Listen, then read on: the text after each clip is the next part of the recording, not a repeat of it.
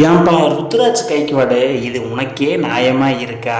நல்லா ஆடிட்டு இருந்த பையனை டூவான்னு சொல்லி இன்ஜுரி ஆக வச்சு அவனை ரோல்ட் அவுட்டே ஆக வச்சிட்டியாப்பா.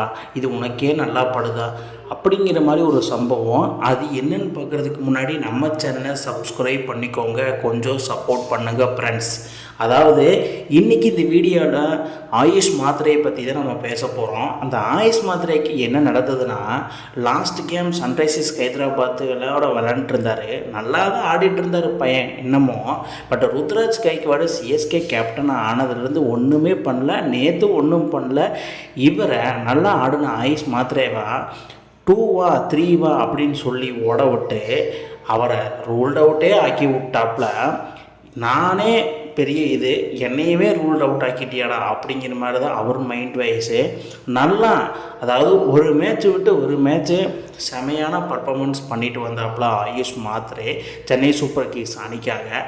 பட்டு 18 வயசான இவர் செம பர்ஃபார்மன்ஸை வெளிப்படுத்திகிட்டு இருக்கும்போது கேப்டன், சிஎஸ்கே கேப்டனான ஒரு கேப்டன் ருத்ராஜ் கைக்வாடுன்னு என்ன பேர், அவர் இந்த மாதிரி பண்ணுவார்னு யாருமே எதிர்பார்க்கல. அந்த மாதிரி தான் ஆயுஷ் மாத்திரையை பண்ணி விட்டுருக்காப்புல.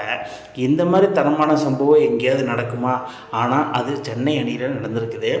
ஆயுஷ் மாத்திரை செமையாக பர்ஃபார்மன்ஸ் பண்ணிட்டு வர்றதுக்கான அவரோட ஐடியலான ரோஹித் சர்மா தான். ரோஹித் சர்மாவே வந்து அடித்த மாதிரி அவர் ஆடுவாப்பில் செம பர்ஃபார்மன்ஸு வெளிப்படுத்திட்டு வந்துட்டு இருந்தார்.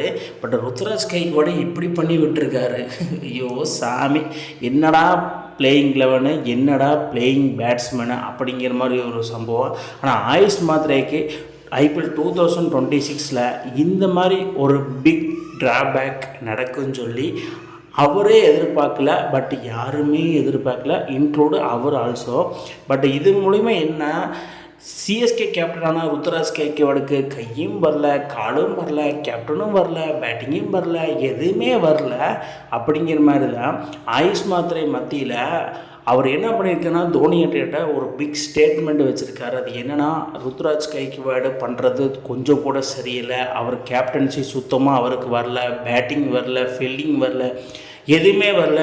நாங்கள் நல்லா ப்ளே பண்ணிகிட்டு இருந்தோம், அண்டர்-19 வேர்ல்டு கப் அடிச்சுட்டு நான் உள்ளே வந்தேன். பட் என்னையவே இப்படி பண்ணி இன்ஜுரி ஆக விட்டு, ரூல்ட் அவுட் ஆக விட்டு, என்னை வெளியே தள்ளி இப்படி அழகு வைப்பாருன்னு நான் கொஞ்சம் கூட எதிர்பார்க்கல மிஸ்டர் மகேந்திர சிங் தோனி. அடுத்த மேட்சாவது நீங்கள் உள்ளே வந்து தரமான பதிலடி கொடுங்க. பட்டு சஞ்சுவை முடிச்சு விட்டுறதாயா ருத்ராஜ் கைக்வாடு அப்படிங்கிற மாதிரி தான் சிஎஸ்கே ஃபேன்ஸ் எல்லோரும் சொல்லிட்டு வராங்க.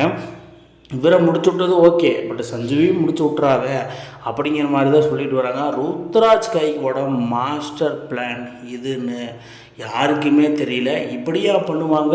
ஒரு அணிக்கு கேப்டனாக இருந்து இந்த மாதிரி பண்ணுவார்னு யாருமே எதிர்பார்க்கல. ஏன்னா அந்த மாதிரி தான் பண்ணியிருக்காரு. ருத்ராஜ் கைக்வாடோட மாஸ்டர் பிளானுக்கு பலியான ஆயுஷ் மாத்திரை தோனியிடம் கம்ப்ளைண்ட் பண்ணது சரியாக தவறான்ட்டு நீங்கள் யோசிச்சு நினச்சி பாருங்கள். பட் இந்த மாதிரி இன்ஜுரியஸ் வர்றது சாதாரண விஷயந்தான். பட் அதை ருத்ராஜ் கைக்வாடு 2-3 பண்ண விட்டது எனக்கு கொஞ்சம் கூட நல்லதாக படவில்லை. பட் ருத்ராஜ் கைக்வாடு இந்த மாதிரி பண்ணுவார்னு யாருமே எதிர்பார்க்கல, ஈவன் தோனி ஆல்சோ. பட்டு தோனி அடுத்த மேட்ச்சு வந்துடுவார், வந்து என்ன பண்ண காத்திருக்காரு ருத்ராஜ் கைக்வாடுன்னு அதுதான் கொஞ்சம் பொறுத்திருந்து பார்க்கணும். ருத்ராஜ் கைக்வாடு இதே மாதிரி போயிட்டு இருந்தாரா, அவரோட கேப்டன்சியும் பறிக்கப்படும், அவர் டீம்லேருந்து தூக்கப்படும், இடத்துலையும் விட்டுருவாங்க அப்படிங்கிற மாதிரி தான் சிஎஸ்கே மேனேஜ்மெண்ட் சொல்லிட்டு வந்திருக்காரு. ருத்ராஜ் கைக்வாடு ஆயுஷ் மாத்திரைக்கு இந்த மாதிரி பண்ணது சரியாக தவறான்னு நீங்களே கமெண்ட் பாக்ஸில் கமெண்ட் பண்ணுங்கள். இந்த மாதிரி இன்ட்ரெஸ்டிங் கிரிக்கெட் வீடியோவை தெரிஞ்சுக்க நம்ம சேனலை சப்ஸ்கிரைப் பண்ணுங்கள், லைக் அண்ட் கமெண்ட் பண்ணுங்கள். மேலும் மேலும் உங்களுக்கு வீடியோ வந்துகிட்டே இருக்கும்.